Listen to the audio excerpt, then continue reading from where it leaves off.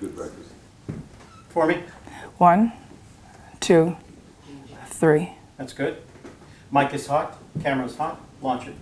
Okay, Mary, for a record at the front of the footage, what's your name and your occupation and your affiliation, if you have any that's relevant with any organizations? My name is Mary Distin, and I work in the medical field now. And I'm not affiliated in any way anymore with anything in the oil and gas, but I am an environmentalist and an animal rescuer too. But in 1969, tell us how old you were and what you were doing then at the time of the 1969. 1969, I was 19, and I was living at the beach in Ventura at the time of the oil spill and the flood, which also happened simultaneously. There was a progression of events. If you would start at the beginning of the series of events. The whole, yeah, it started out, it was winter, and it was raining a lot, so there was this huge, it was massive rain for weeks on end, so it started a huge, unbelievable, catastrophic event where all the rocks and boulders and everything started flowing down from Ojai and Santa Paula and everything heading as a tsunami from the opposite direction towards the ocean.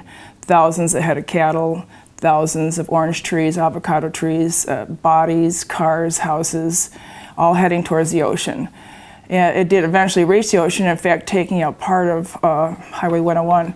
When it went out there, the storms, of course, in the ocean were really churning everything up. It came out and took out a tertiary plant, which was close by in Ventura, and Mandalay Bay Generating Station, which is right there at Oxnard by McGrath State Beach, and also the Ventura Marina, which it sent everything in, and everything got sucked out, took all the boats and ships, destroyed everything into matchsticks, and then it just washed everything on shore all to the beaches all along Ventura and Oxnard.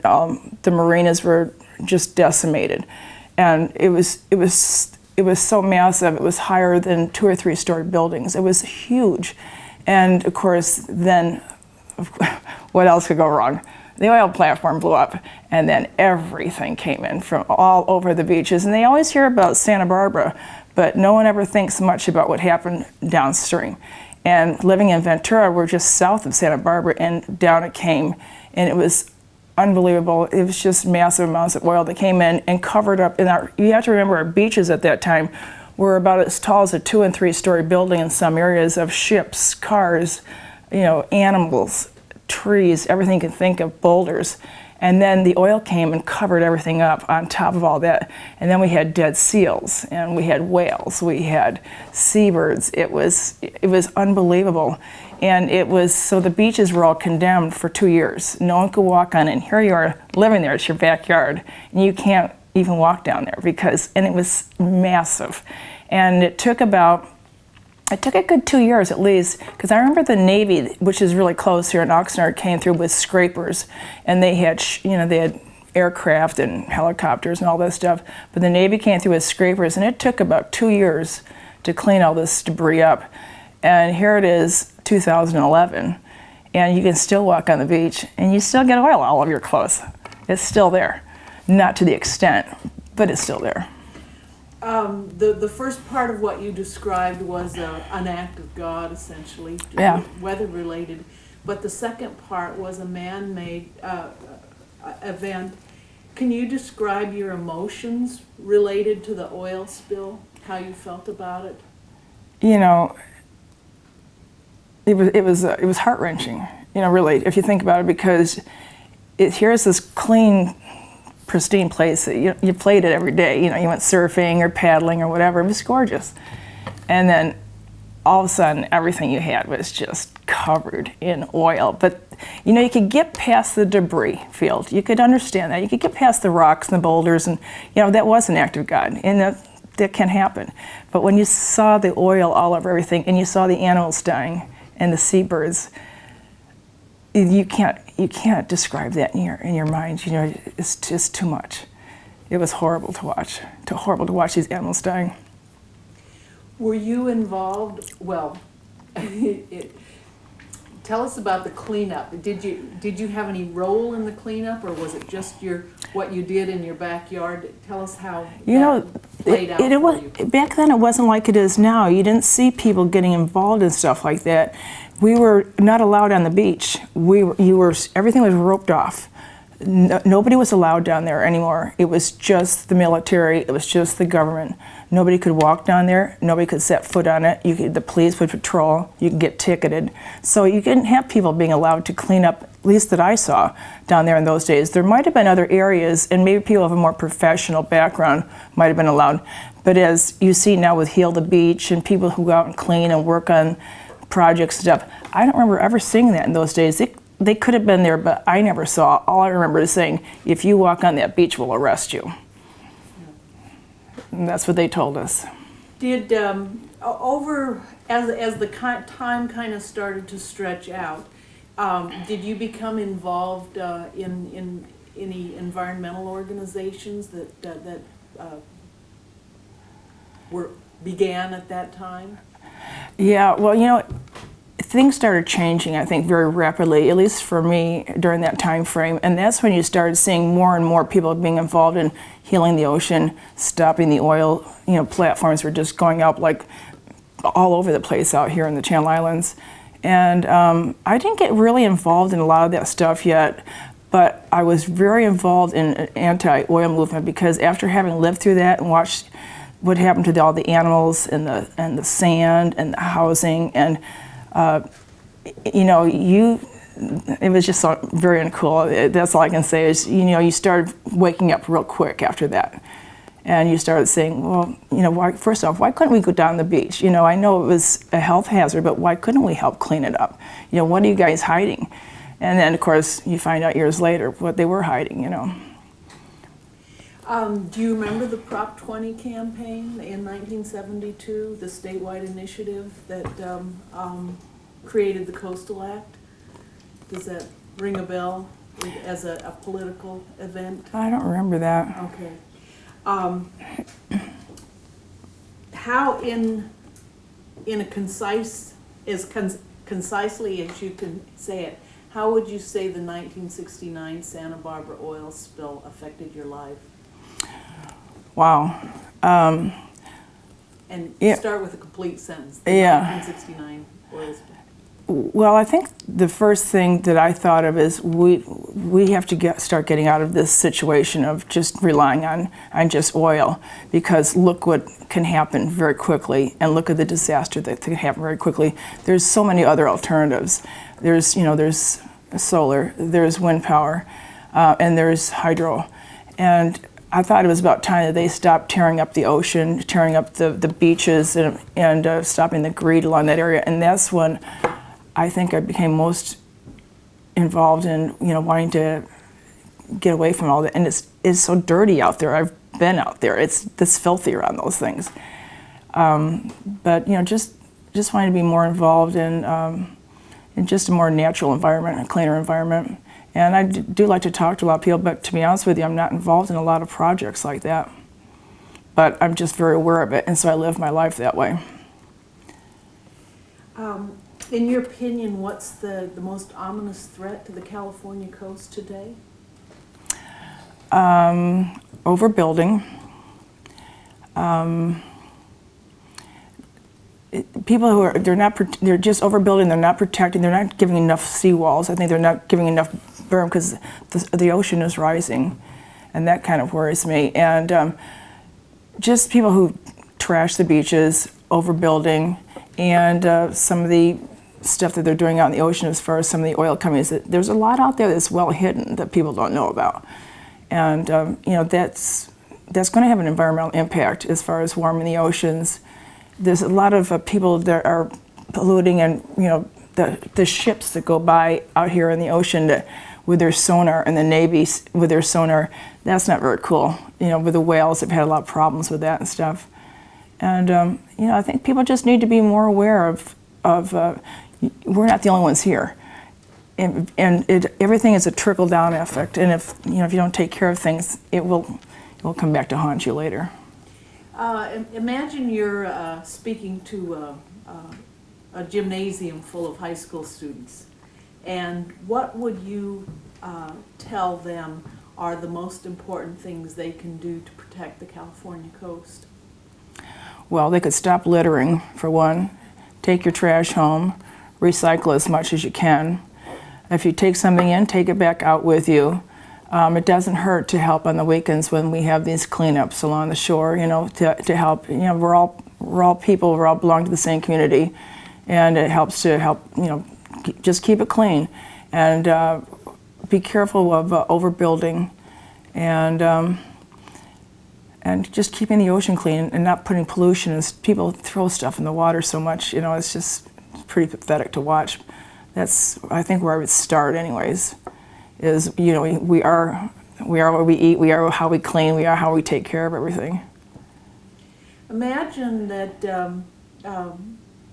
Jerry Brown called you up on Monday and said he wanted you to be on a blue ribbon panel to make suggestions as to how the ocean, the coast could be protected. What would be your top one or two recommendations?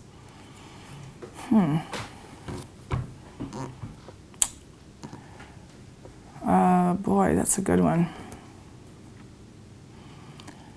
Well, I think I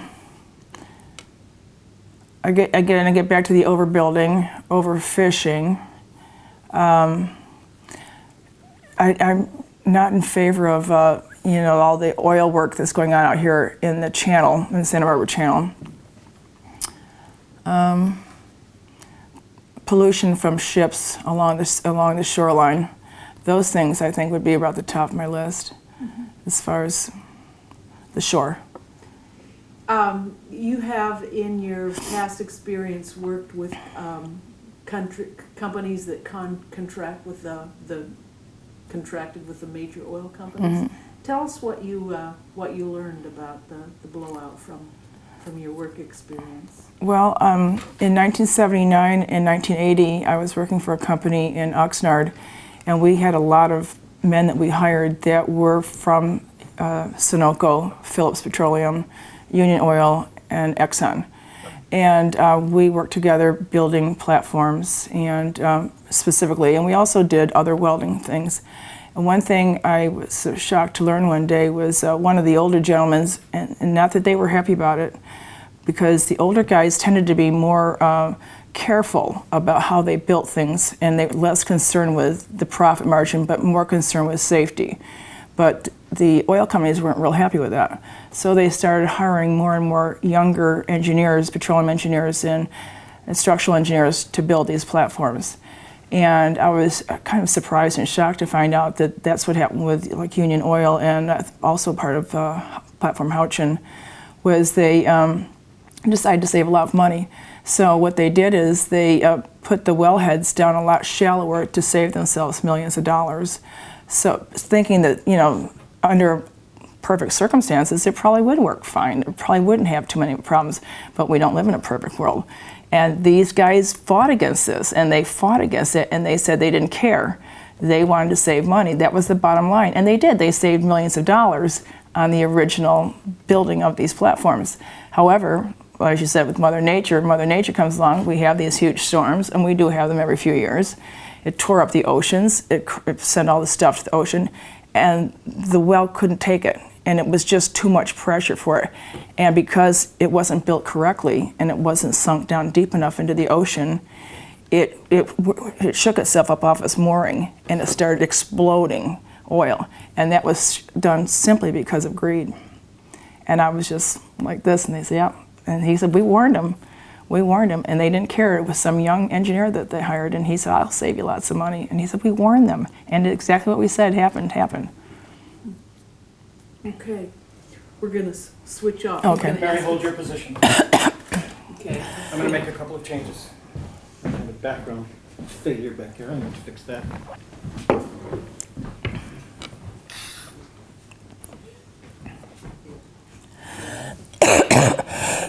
So you lived on the beach throughout that time, the cleanup and everything? Yeah, yep. 1136 Cornwall Lane in Ventura. fact, I found out Peter Strauss bought my old house. It stunk. It stunk. You say that. Yeah. It smelled rot, dead animals. Oh, the smell was. Right there. Let me get it. Okay.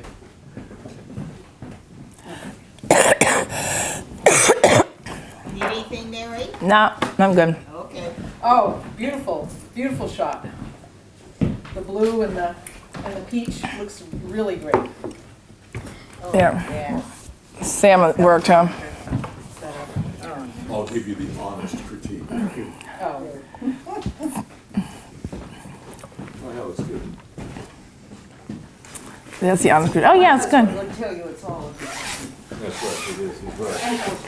Bill's right. We're really lighting.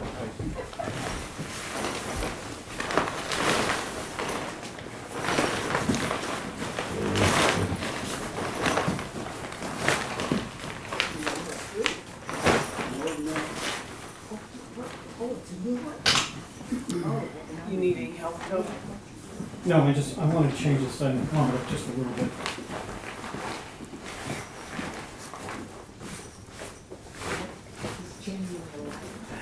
See, David, we can have this much thing and build a house like this.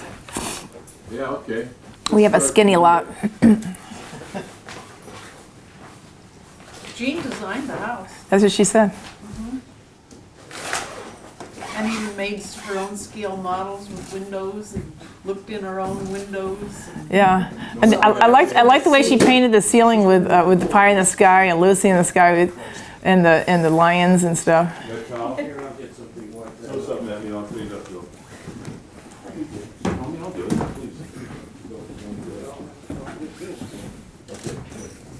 Hold that up, please.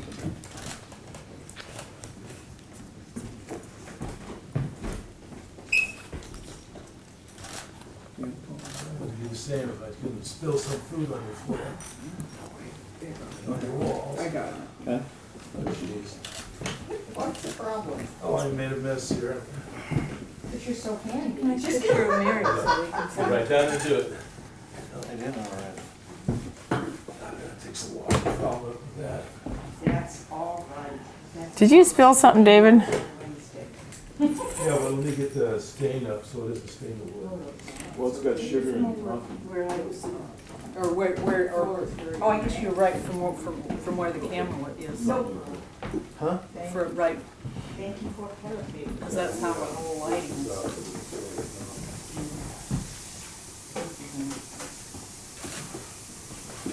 Follow it up with water, so it doesn't stain and stick with the door. Got you there?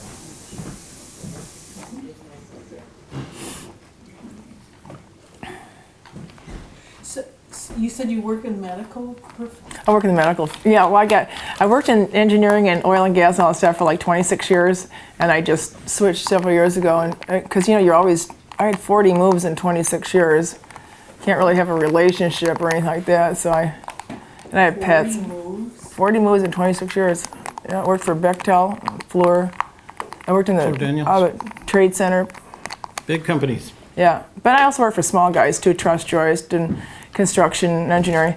And then I finally got tired of it, and I went to a headhunter in Westlake, and I said, can you find something for me to do where I'm not getting transferred all the time? Mary, look over to where Janet was sitting for just a second, please. And she says, yeah, how about medicine? So I'm a bean counter, I'm a manager. I'll hold the focusing. Oh, okay. I'll just run in front of the nose for me. Excuse me? I'm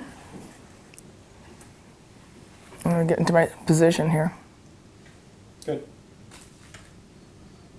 Flip it.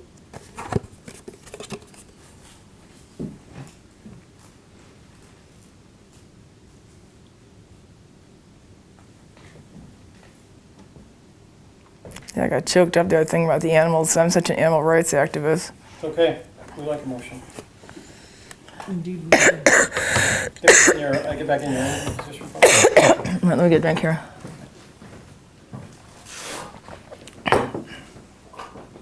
Okay. Look over Janet there was. Look at where? Where Janet was. Where I was sitting, that yellow pillow. Come sit here and watch. So I'll go downstairs. Okay.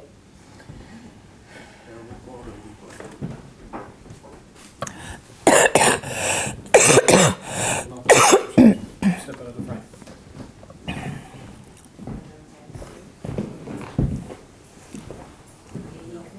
Okay, Mary, we're gonna move along at a little bit different pace, but they're Okay. effectively the same questions, okay? Turn that towards me just for a second. Let me just see. Okay, let's go. Ready? Mm-hmm. Mary, what's your name and your occupation? Mary Distin, and I work in the medical field in Ojai. Thinking back to 1969, how old were you and what was your occupation then? 19 and a college student. And where were you and what were you doing the first time you heard about the Santa Barbara oil spill? Well, I was living through it. I was home. I was going to school. I was living through the whole thing. I want you to go back and I want you to remember exactly where you were when you first heard about it. It was probably the evening news looking back on it, hearing about the oil platform blowing up and just, I've seen a thing, it was the evening news. Mm-hmm. And other than in the nature of curiosity, we always want to go see what's happening. Do you remember going down to the beach? And if you do remember going down to the beach or wherever you went to see it, could you describe what you were feeling when you first saw the results of the spill? It was a mind blower. There's just no other way to put it. It was a mind blower. It was, television does not do any justice for it. First off, the stench is overwhelming. I don't think people talk about the smell that much, but you have the smell of death very strongly from everything around you, because there's not just sea animals and whales and birds and seals and porpoises and stuff up there. They're all just dying. But everything, that alone, but then you have the smell of it. And oil has a smell like, I don't know, I can't describe it. But when you mix that with dying animals and dying debris, living, trees and stuff, it's overwhelming. It gags you. In the days after the spill, for the first several days, maybe up to a month, how did you respond to it? Well, the first thing you do is your curiosity gets the best of you, so you're always running down there to look at it. And I lived right there on the beach. And then you want to get involved. You want to get involved cleaning up. You start getting friends and neighbors because you want to get everybody saved as quickly as possible and clean up the ocean as quickly as possible. But they wouldn't let us. Nobody could be allowed to do that. It was only a government cleanup project. It was hush-hush. Nobody could be on the beach. Everything was roped off. They arrested you if you stepped foot on the sand. And what kind of things did you see them doing when they were cleaning up? I didn't see them cleaning anything. All I saw was huge scrapers that I heard came from the Navy, but I'm not positive where they came from, and just taking like big backhoes and cleaning, just shoving everything up and putting it in just containers and hauling it away. If you've ever been an activist when it comes to the California coast or other environmental issues, what kind of activism were you involved in? Well, I always have been involved in anything that had to do with keeping the ocean clean and the safety of marine life. Those were always my major things as far as the ocean goes. So, I think picking up debris, making sure that people pick up debris, making sure people don't put stuff in the ocean, throwing things off their boats, sonar with the animals, that kind of stuff. Those kind of things have always been very important to me. You mentioned that you were an animal rights activist or an animal protection activist. Can you describe what it was like to see and feel what was happening to the animals as a result of the spill?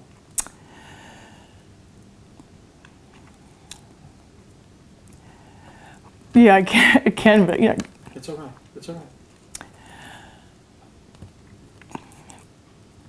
Well, it's really difficult when you're looking at something and there's nothing you can do, and they're just dying, because they can't breathe anymore because they're just covered in oil, and and they're looking at you with their eyes, and